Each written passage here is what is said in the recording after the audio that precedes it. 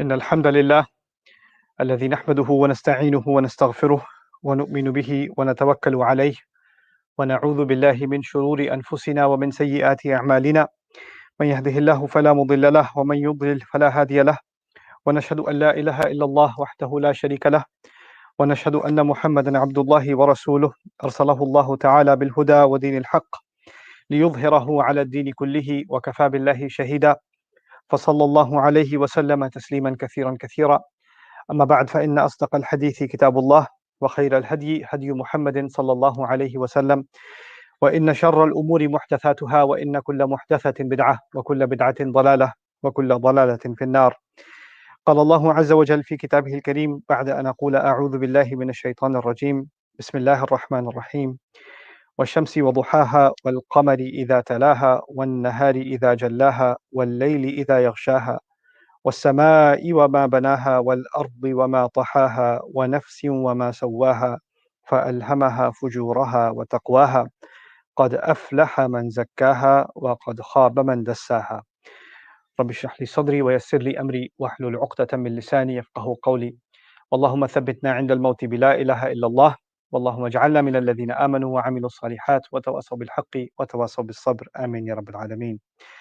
Today's khutbah is dedicated to some reflections and a reminder for myself and inshallah ta'ala all of you from Surah Al-Shams, which is one of the last surahs in the towards the end of the Mus'haf, and a lot of times these are the shorter surahs that we have our kids memorize. And the thing to note about these small surahs is sometimes the most complex and profound lessons of the Quran are encapsulated in the least words.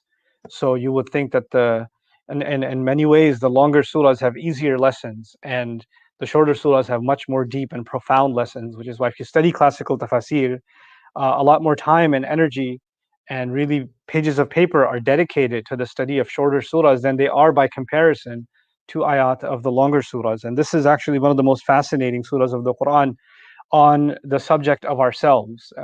There are places in the Quran where Allah wants us to understand ourselves or the way in which He created us, because we are, like He says, لَقَدْ خَلَقْنَا الْإِنسَانَ فِي أَحْسَنِ تَقْوِيمٍ. We created the human being, no doubt, in the most upright and the most beautiful upright form. So we are the marvel of Allah's creation. And He is proud of this creation to the point where He created the heavens and the earth, and the angels were not commanded to do sajda. So the magnificent universe that Allah Azza wa Jal created did not call for the angels to fall into sajda in awe of what Allah has created. And yet the human being was. So we're not a typical creation of Allah. And Allah wants us He wants to remind us of that, because a lot of times in this life, because we deal with each other, and one can you can make someone feel worthless or make someone feel inadequate or not enough, and we forget that Allah honored us above and beyond even the angels, each one of us, not just Adam alayhi salam. It's humanity that was honored in that way. So we forget that, and of course the one that wants us to forget that more than anyone else is Iblis. He wants us to be humiliated, and the best way to humiliate us is to have us have a low opinion of ourselves. So if you think lowly of yourself, and you think that you are worthless, or then the actions and the thoughts that follow from that are going to be a chain of negativity that will mimic the emotions and the sentiments of the devil himself, right? So the first point that I wanted to highlight for myself and all of you is that Allah is highlighting what a marvelous creation you and I are. That is not to say that we're supposed to be arrogant, but we're supposed to honor what Allah created. We have to respect what Allah created, and that actually includes self-respect. Now, in this surah, Allah has taken quite a few oaths. And though I have talked, those of you that listen to me on a regular basis have heard me talk about Allah taking oaths in the Quran and how He swears by different things and what the purpose of that is.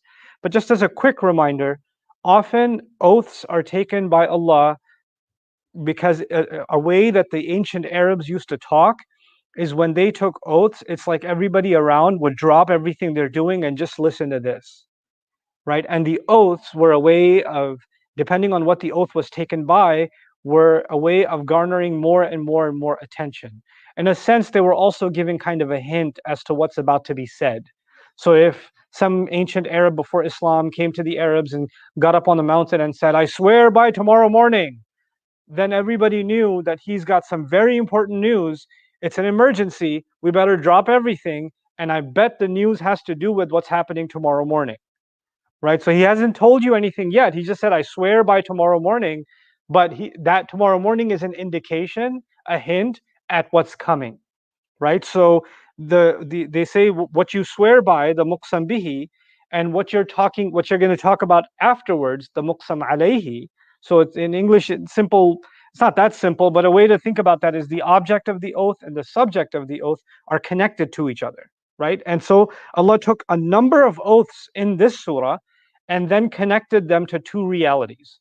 So there's it's quite a bit to think and talk about, and I know it's a lot to pack inside of a single khutbah, but I'm going to try to at least present a glimpse of what's being talked about here. Many years ago, I did a deeper study of this surah, and I'd like to invite you to listen to some of those lectures and do your own reading on this surah also. But for now, at least, I wanted to highlight some of the very profound lessons that come, at least some drops from that ocean that come to mind that I think you and I can benefit from in this short time. Allah says, "Washamsi wa duhaha." I swear by the sun and it's the glory with which, the brilliance with which it lights up the morning. So it's morning brilliance. So the sun and its soothing morning brilliance. And duha is important because the sun at a certain time, and we know this really well out in Texas, and the ancient Arabs knew this way better than we did. The sun after a certain time is scorching, and it's not soothing, and it's not soft light, it's hard light. It makes you want to, squint your eyes. It'll give you headaches and things like that. It's torturous almost.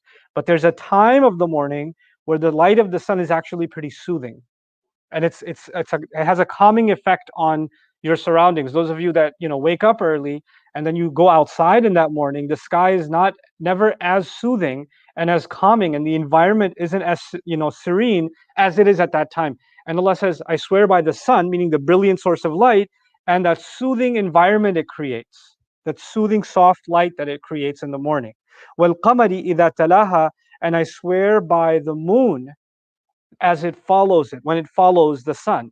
So he swears by the sun and then he swears by the moon. And he described two different things. One, he said about the sun that it's soothing and it's got this beautiful light and it's a source of calm. And he talks about the moon and he says, well, what I want you to think about when it comes to the moon is that the moon follows the sun.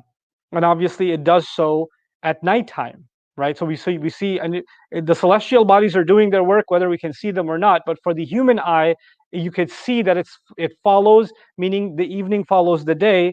But now we even know from from an astronomical point of view, the moon is literally an object that's following the larger solar system. It's rotating around the earth and the earth around the sun. So there's this following that's taking place. Wal qamari idha talaha.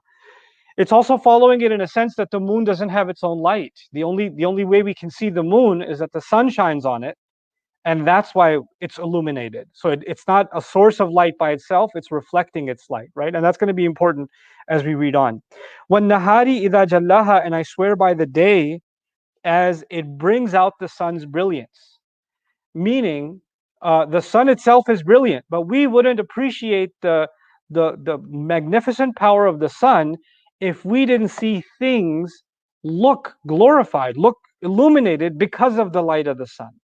Right? So just like the sun is illuminating the world, the illuminated world is also a kind of a complement to the sun, right? So because the same place can look a completely different world without the light of the sun. A place could be incredibly beautiful.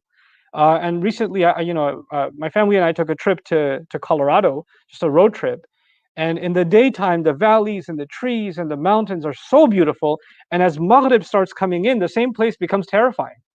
The same roads that were breathtaking view, the beauty of them is gone. The soothing, you just want to stop and look. Now you're scared to stop. Same place. And if you were going by the same exact place during the daytime, you'd say, hey, can we stop here and take this view in for a moment, right? But at nighttime, can we just keep driving? Can we just keep moving? Because it's terrifying. And the only difference is that place is beautified by the sun, and that makes you appreciate the sun even more. وَالنَّهَارِ إِذَا جَلَّهَا وَاللَّيْلِ إِذَا يَغْشَاهَا, and I swear by the night as it covers it up, meaning it covers up the glory of the sun. So now we've got 4 ayat about the sun and the moon and the day and the night And now he says, وَالسَّمَاءِ وَمَا بَنَاهَا وَالْأَرْضِ وَمَا طَحَاهَا. And I swear by the sky and what an incredible creation he made. And how beautiful, how remarkably it was made. And the earth and how remarkably it was laid out. وَالْأَرْضِ وَمَا طَحَاهَا. So far, we're not talking about ourselves. I started this khutbah saying that we're going to learn something about ourselves, and this is a surah which talks about deep within ourselves. And so far, we're learning about the sun, and the moon, and the night, and the day, and the sky, and the earth. And in the middle of taking all of these oaths that draw our attention, the next set of oaths is وَنَفْسٍ وَمَا سَوَّاهَا. And I swear by the inner self, the person, the inside person that each one of us has. And I swear by how remarkably it was made balanced. Remarkably how he balanced it out.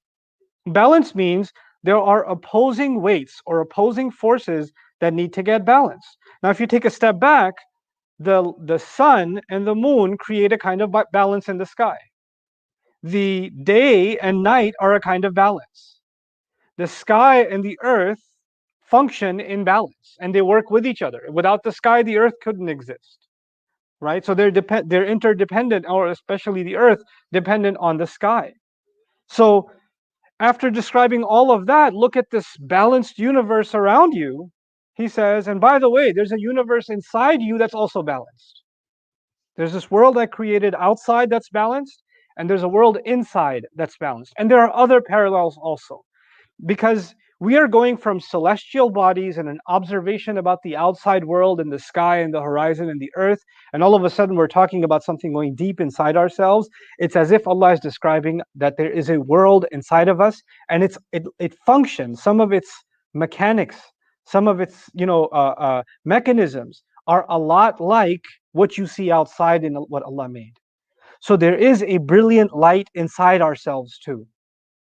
And that light can give us soothing calm like the morning does. And there are times when we find ourselves not in soothing times, we find ourselves in darkness. But even when we do, that light, which isn't soothing anymore, can still shine on the moon, meaning some remnant of the light is still there no matter how dark a situation you find yourselves in. You're never without light, even if it's like thin as a hair, like the moon. حتى عاد كالعرجون القديم. There's still light, and that light, the source of that light is still the sun. Right? So Allah Azza wa Jal put inside the human being a ruh, right? And it's a source of light and guidance for the human being, whether they're Muslim or not, actually. It's something that He put inside the human being so they can seek truth. And when He gave us that light inside of ourselves, when you nurture that light, it creates a soothing environment inside you and around you. But even if everything's okay inside, things can get pretty messed up on the outside. But even if they do, even if it's like a dark night, often people compare, this is a very dark time in my life, or I'm surrounded by a lot of darkness, right? And darkness is associated with imagery of hopelessness or feeling lost or feeling scared and things like that. And in all of those scenarios, Allah still says, well, the moon is still following the sun. And following is an interesting word, because when someone's in the dark, they don't know which way to go, right? But follow the light. Like the moon is the moon is following the light of the sun. It's still following. So follow the right path, even if you're surrounded in darkness, is kind of a subtle suggestion there.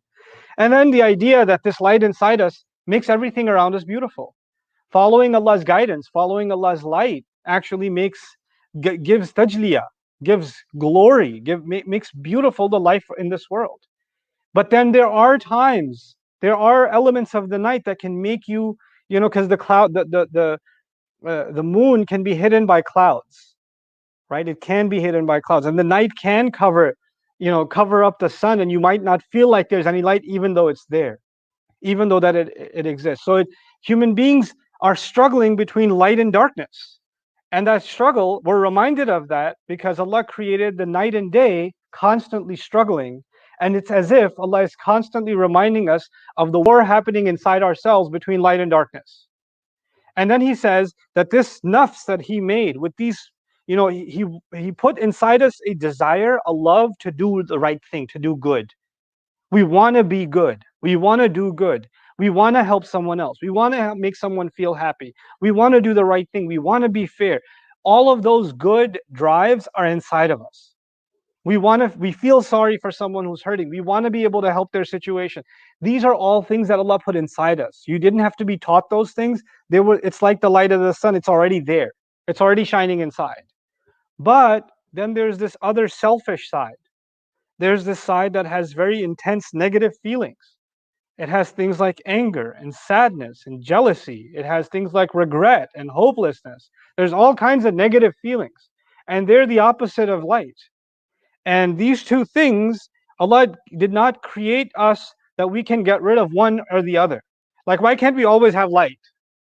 Why can't we always just, be in a good place? You can't, because Allah didn't create just day. He created day and He created night. So He says, فَأَلْهَمَهَا وَنَفْسِ وَمَا سَوَى. It's incredibly balanced. Then He says, فَأَلْهَمَهَا فُجُورَهَا وَتَقْوَاهَا. And before telling us what this oath is about, He says, and speaking of this nafs, this inside self that you and I were given, this person inside that actually only you know, and Allah knows, nobody else knows that person truly. That's the conversations you and I have with ourselves are only known to ourselves. The thoughts that we entertain in our mind truly are only and only ours. And it's actually so guarded sometimes that we're terrified that somebody might know what we're really thinking, what's going on in our head. It's a very private, secure place inside, deep inside of ourselves. What does He say about that place? He says, فَأَلْهَمَهَا فُجُورَهَا وَتَقْوَاهَا. So He inspired it, meaning this deep nafs inside, He inspired it with its ability to explode, with fujur, وَتَقْوَاهَا, and an ability and a desire to protect itself and to be safeguarded. So, and by the way, explosion is the opposite of being safe. Those are two opposing forces. And what does fujur mean? Fujur actually is, you don't have to know a lot of Arabic to know that, but even if you know anything about the prayers, the morning prayer is called what? It's called fajr, from fujur. Why? Because the light explodes out of the sky. It tears through. So, in fajr or infijar is used, إِذَا السَّمَاءُ انْفَجَرَتْ, when the sky is going to explode open, Judgment Day. A fajr, they commonly translate fajr as a sinner, but fajr actually means someone who's impulsive, whose feelings make them explode into action, whose feelings make them explode and say whatever words came in their mouth. They have no reservation. They don't hold back. Like you see an open, empty highway, and you've got a car that can go fast, and your foot just kind of floors it on the accelerator. But then, long in the distance, you see red and blue lights flashing, right? And you haven't hit, and all of a sudden taqwa kicks in. فَأَلْهَمَهَا فُجُورَهَا وَتَقْوَاهَا. He inspired the human being to want to be rebellious, to want to do crazy things, to have all kinds of impulses, but also inspired the human being with the ability to control themselves. And this is actually what separates us from animals, isn't it? Because an animal can see a prey, and if it's hungry, that's it. It's attacking. It's going to rip through that prey. But a human being can desire something and then put other brakes in place. A disbeliever can put brakes on, like, oh, well, is that against the law? Is anybody watching? Is there a security camera? And they'll want to do it, but they won't. But for a Muslim, even if there's no security cameras, there's still security cameras, right? There's still angels recording, kiraman katimin. There's still Allah watching, and that puts us to a stop. But that's still taqwa in the end of the day. There's a spiritual taqwa, but there's also other kinds of taqwa that other human beings exhibit. It's not taqwa of Allah, but it could be taqwa of the law, or taqwa of a security camera, or taqwa of other social or emotional consequences. It's still taqwa of that kind, right? But that's what Allah put inside of us. Now, so at the end of all of that, it's like the climax of all the amazing things Allah created: the sky, the earth, the night, the day, the sky, the sun, the moon. All of that is the climax of it all is the ultimate example of balance to human being. And I don't want you to think about the philosophical entity human being. I want you to think about yourself, and I think about myself. Allah is claiming that you and I were created with an incredible ability to be balanced. He's made that claim. And He's compared our capacity to be balanced with the balance that He created the sky and the earth with. The balance with which the harmony with which He created the sun and the moon. He gave us a light inside us that can be so soothing and calm, like washamsi, washamsi wa duhaha. He put that inside of us. We have an ability to be at peace inside ourselves. Now, when you hear that, you're like, but I'm not at peace. I'm pretty angry. I'm pretty upset. And I have so many, and those emotions are all real.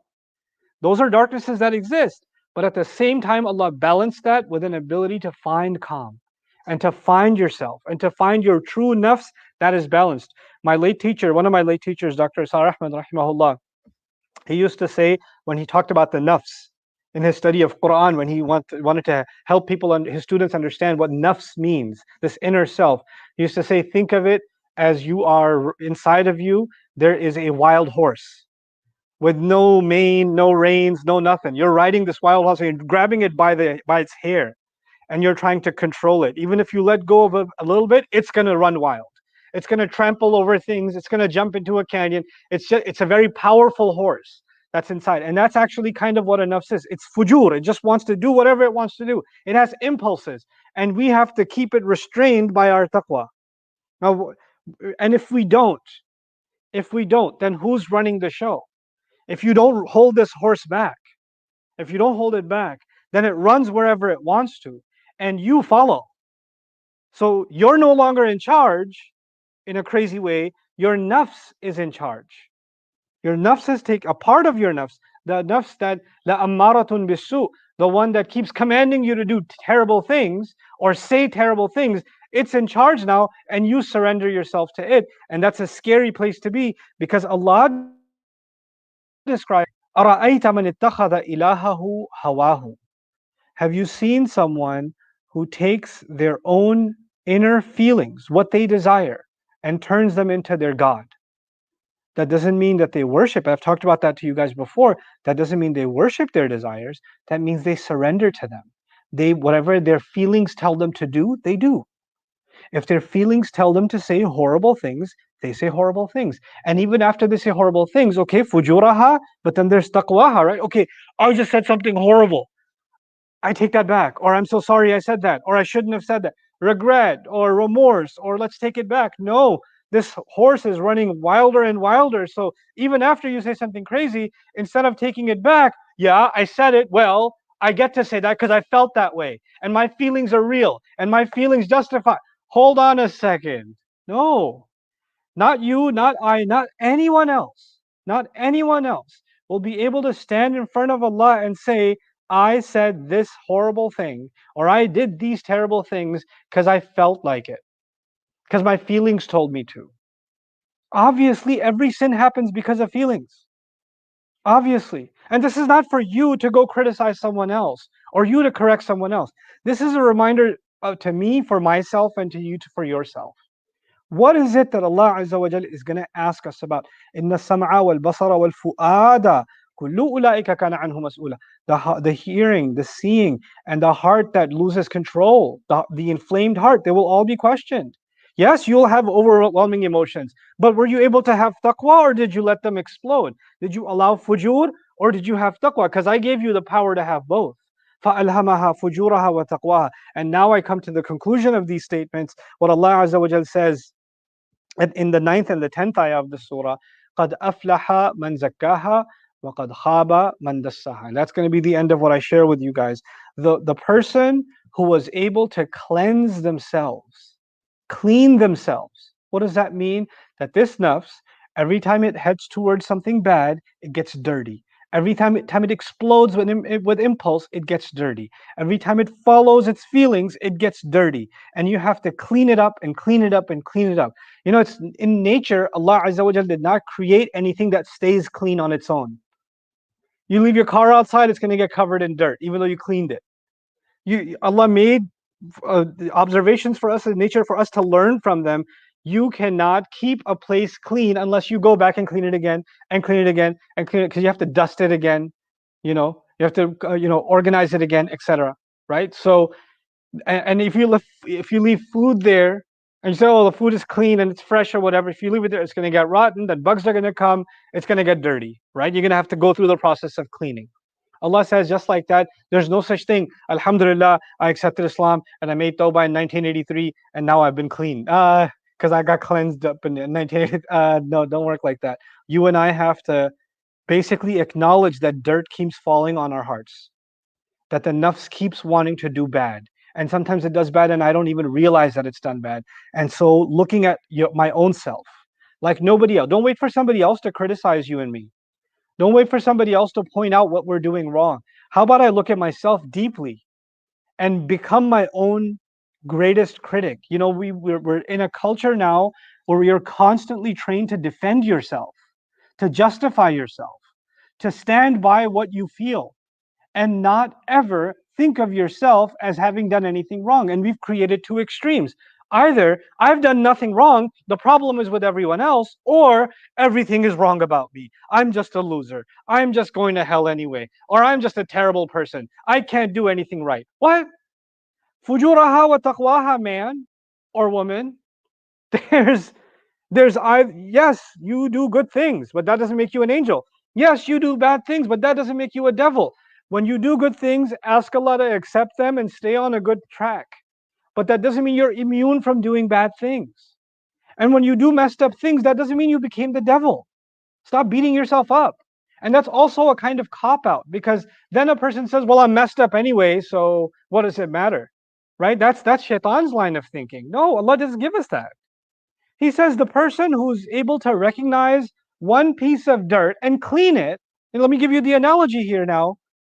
If somebody pointed out that there's a blemish, or you notice in the mirror that there's a stain on your shirt, what are you gonna do? Forget it. These clothes, and you set them on fire? No, you wash. You wash. And you notice a different stain somewhere else next week. You know, if you're a clumsy eater like me, every time I eat, my clothes eat with me, right? So I've got, stains in interesting places. I don't even wonder where they came from. But you know what? It was a stain over here one week. It was a stain over here one week. It's a stain over here one week, and eventually I say, you know what? This stain, there's so many stains. I'm so tired of cleaning up. You know what? I'm just gonna burn all my clothes because I don't want to deal with this anymore. They're just dirty. What can I do? I can't. No, they get dirty, you clean again. They get dirty, you clean again, and it's the same thing on the inside. It's the same exact thing on the inside. You don't give up on yourself. And you don't act like nothing's wrong. No, no, what's wrong? Just no, that's the new fashion. A little bit of oil. That's not you're delusional, you know? So either one is unhealthy. So he says the one who's able to cleanse it and continue on cleansing it little by little, then that person has truly attained success. These are successful people, meaning successful people are not people that are clean, but they keep on cleaning, which means successful people also get dirt on them. If they didn't get dirt on them, there was no point in cleansing. وَقَدْ خَابَ مَنْ دَسَّاهَا. And the person who allows it to stay in the dirt has completely lost. They have met with disappointment. Allah, after all of these oaths, the point of all of them, the point of mentioning the sun and the moon, the point of mentioning the night and the day and the night, the point of mentioning the sky and the earth, the night and the day, then the point of mentioning the nafs and its internal struggles. The point of all of that, I shared all of this with you, Allah tells us, for one reason.